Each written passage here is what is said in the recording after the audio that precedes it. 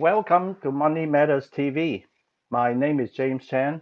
My company is Asia Marketing and Management.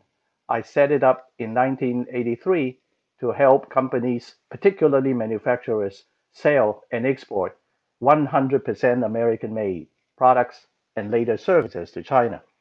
We are going to have a good show today. Well, first of all, let me introduce my co host, John Mason. Good morning, John James. Mason. Hi, good to see you again, John. Good to see you, James. Yeah, John Mason is the chairman, CEO of New Finance, as you can see. And I think that in the first 8 minutes or so, before I introduce our guest, John, why don't you talk about the Fed, the Federal Reserve, with all the things that are going on? What's going on? What's your view? Give me your take. Well, the Federal Reserve, James, has kind of set the stage for where we are right now. And particularly since the pandemic and economic recession that has been afflicting the United States, the Fed late in February started pumping money into the economy. And since the end of February, they basically have pumped $3 trillion of money into the financial system. And as a consequence, there is plenty of money rolling around. The initial effort of the Fed was to avoid a liquidity crisis, and it seems like they've done a very good job in avoiding that liquidity crisis. The thing that it's set up is there's plenty of money around, which gives us a very, very interesting dichotomy between all the pain and anguish that we see that has been caused by the pandemic and the economic recession.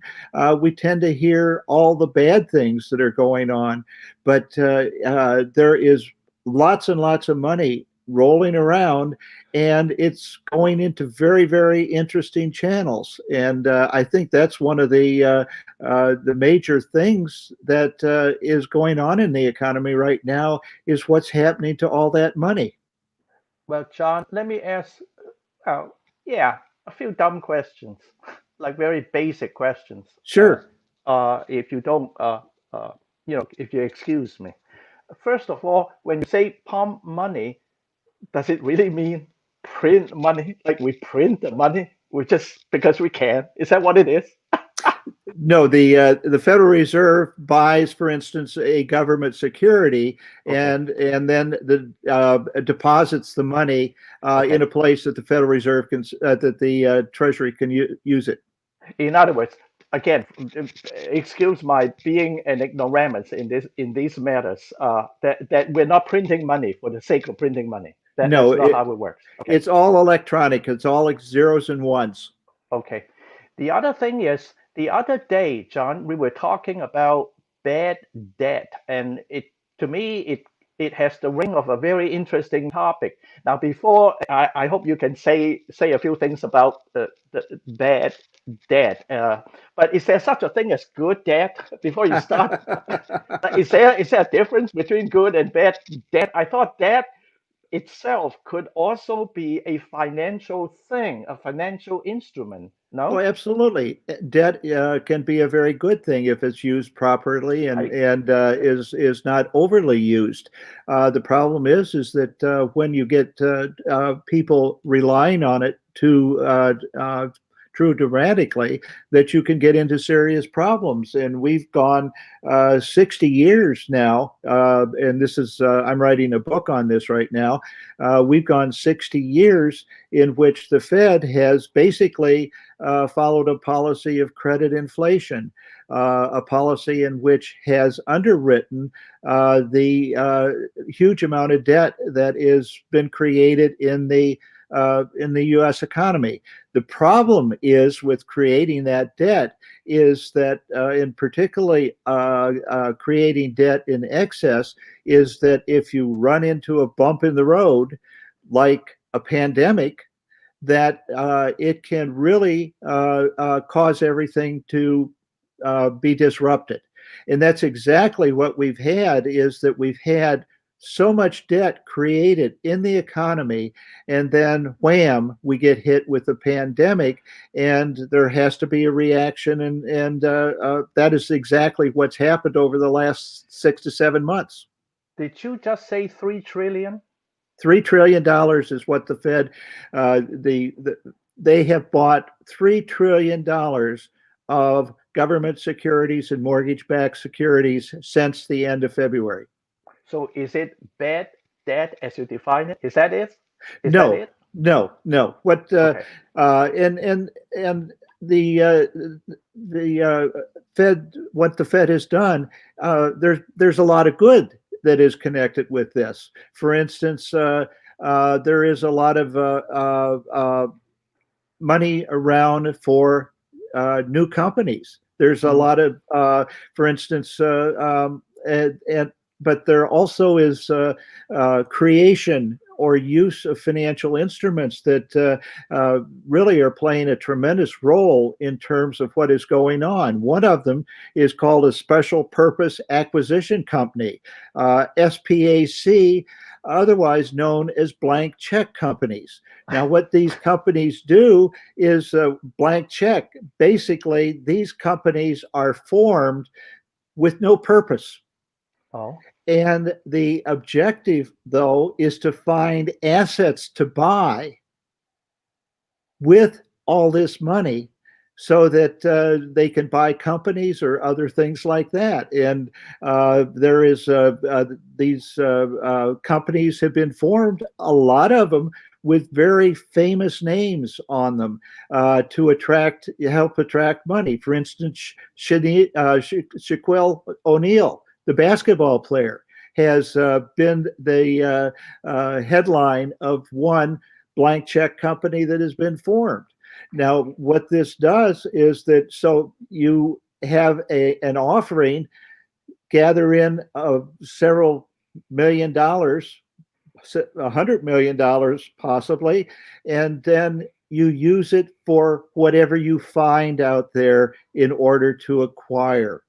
And then you buy that company, and now you have put the money to use in terms of whatever.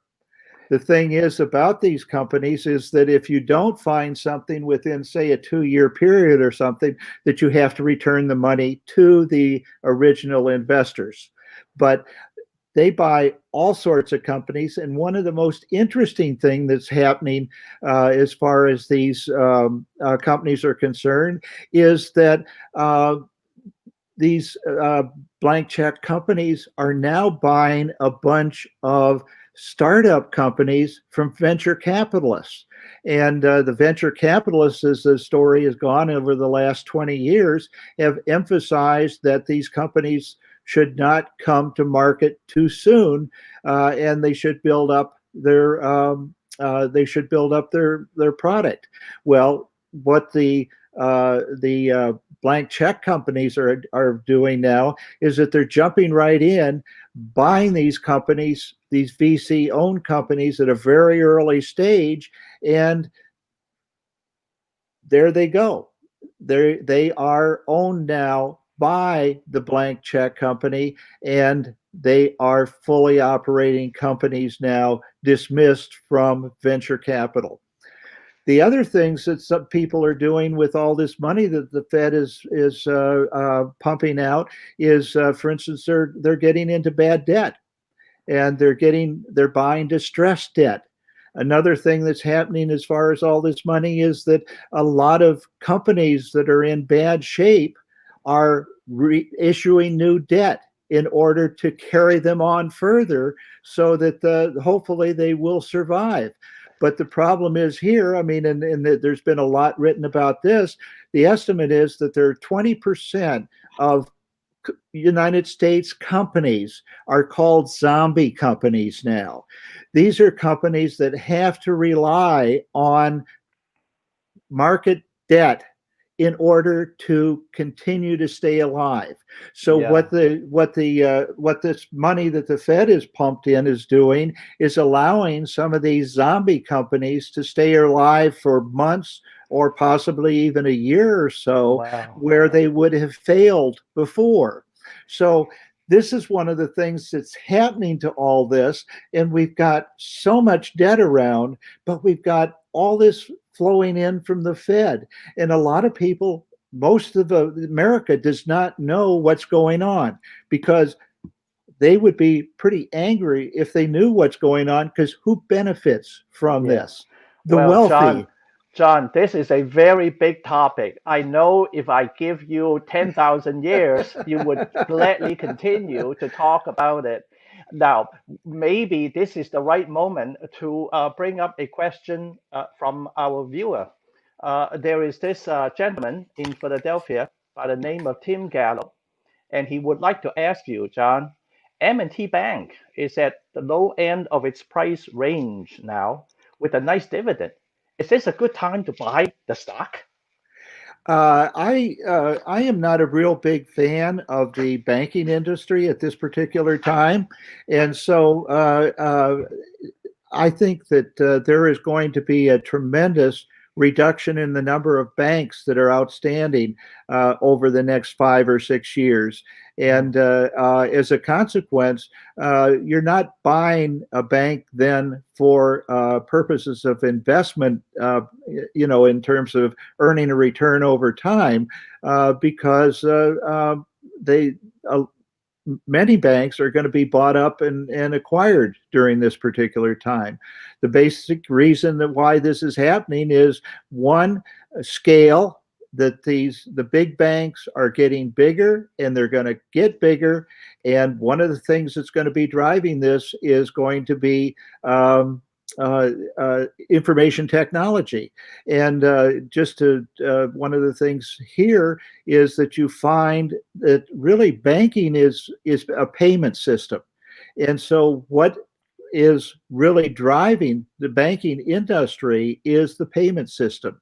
And what's happening right now in the world, I mean, we just PayPal, for example, just uh, uh, produced its results. I mean, the growth that PayPal has gone through this last year because of the pandemic, more people are making cashless payments, more people are making online payments and things like that, and that's perfect. But guess who is the shadow that's over all this that's going on? It's something called Ant Group, Oh, which happens to come from China. yes, And Ant yes, Group has a fantastic system really. called Alibaba. Yeah. And the Alipay system is a payment system that is huge, just operating in China by its standards. Well, Alibaba is trying to go international now.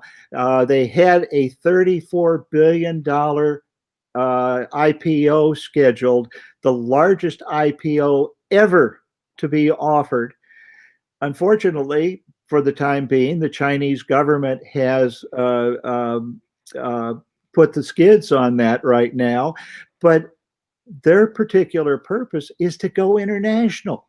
And so Ant's going to be there with Alibaba, there, and that's going to be a huge payment system that is going to probably come to dominate a lot of the world in the near future. Well, this is going to change banking and finance tremendously, not only in the United States but in the world. And so the bank as we know it now is not going to exist in 5 or 6 years. The Right. and so this is one of the reasons why I have a negative view about the banking system is I see it moving to a new stage in which we aren't even going to recognize what it looks like. And this is It, a response to the yeah, what's happening right now. yeah. Sounds really, John, sounds pretty stressful. But in any case, I'm sure that I have to get you back to talk more. In the meantime, Thank you, James. in the meantime, for our viewers, this is how you send in your questions to Money Matters TV.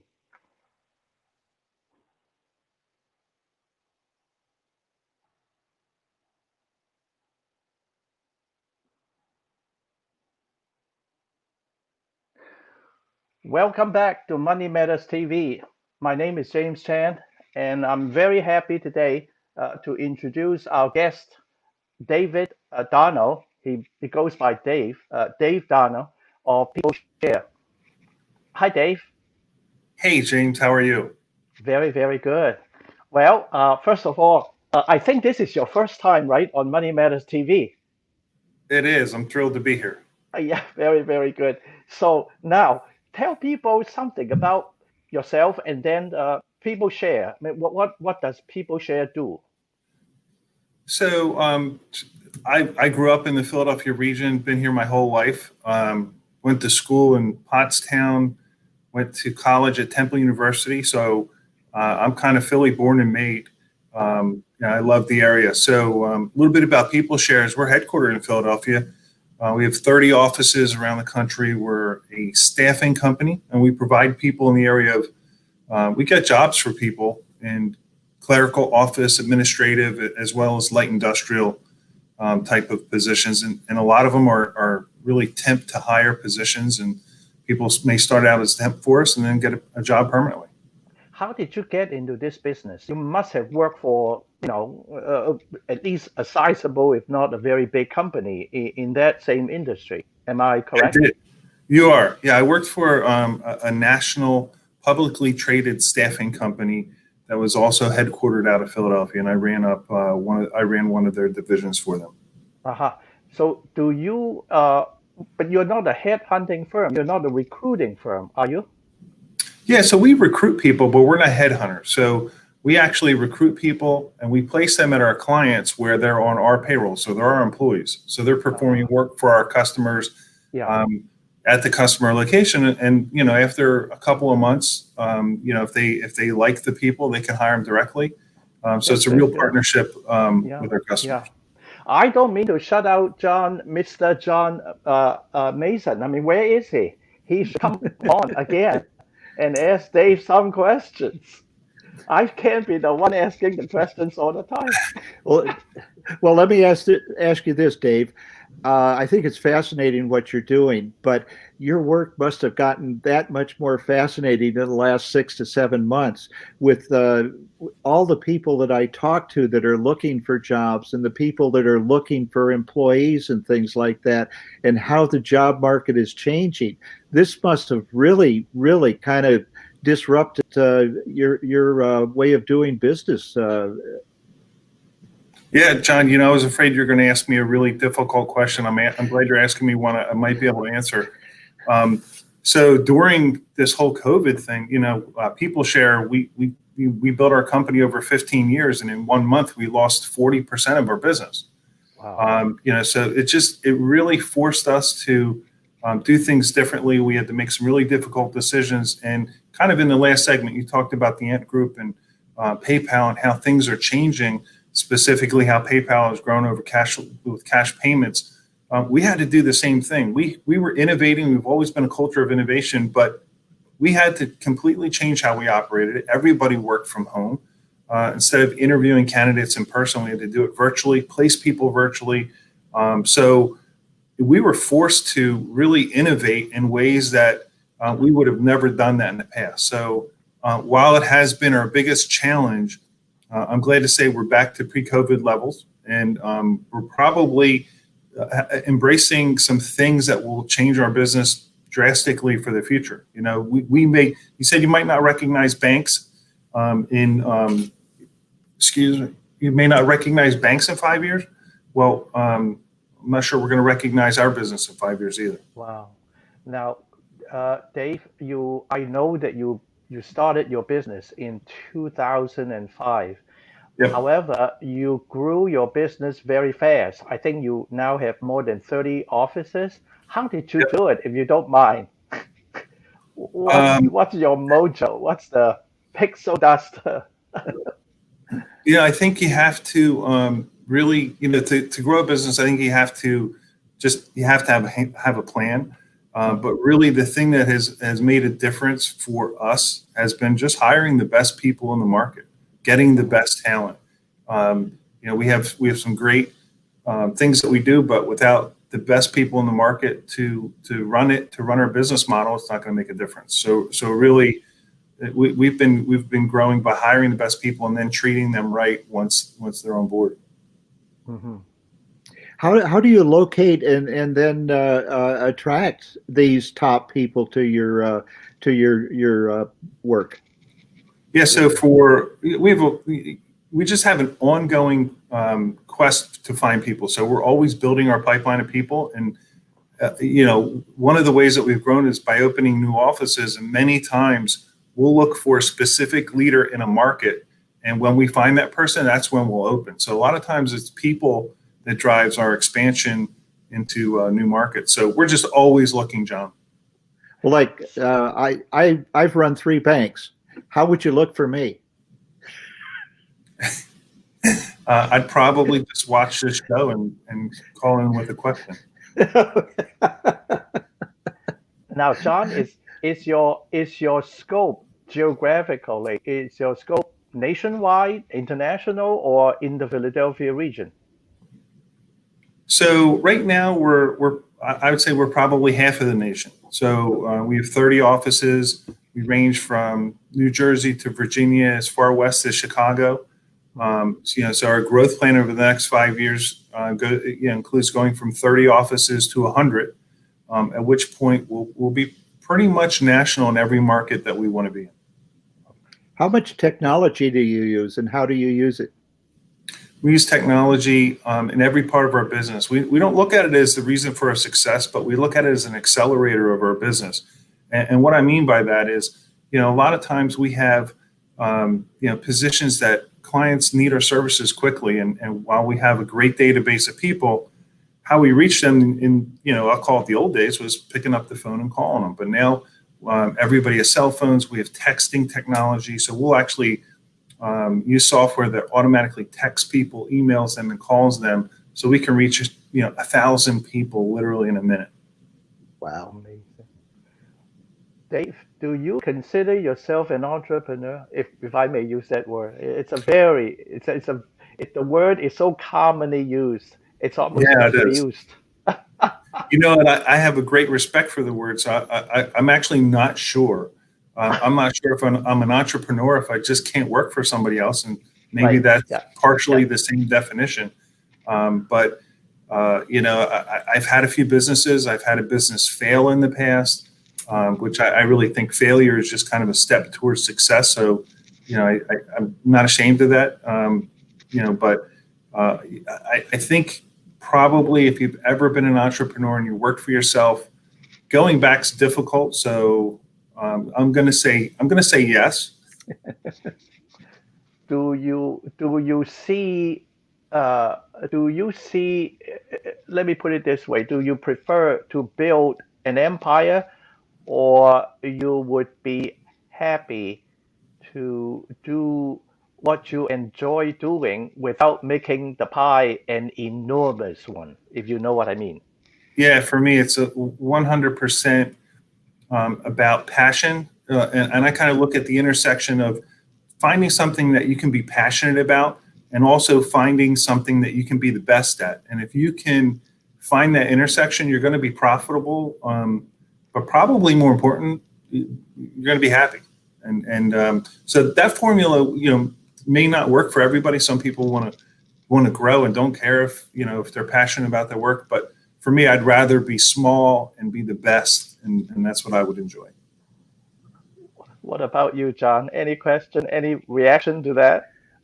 Well, I couldn't concur with him more. I think that's very commendable to go after quality rather than scale.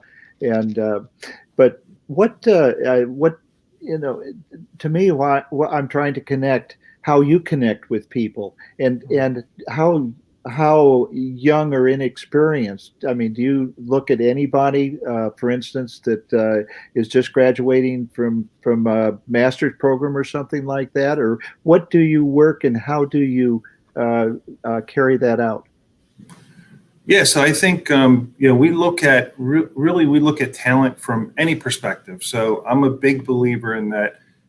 Any type of, it's almost, a requirement in business to have diversity in the people that you work with, because you get the most diverse thought. And one of the things I learned really late in my business career is the power of collaboration. Not trying to do everything on your own, but listening to other people, getting a lot of getting the input of other people, and that power of collaboration is really comes from just every walk of life.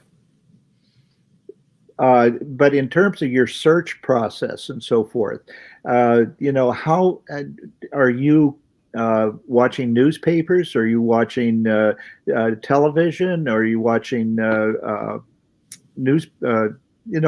Sorts of outlets that just catch your eye.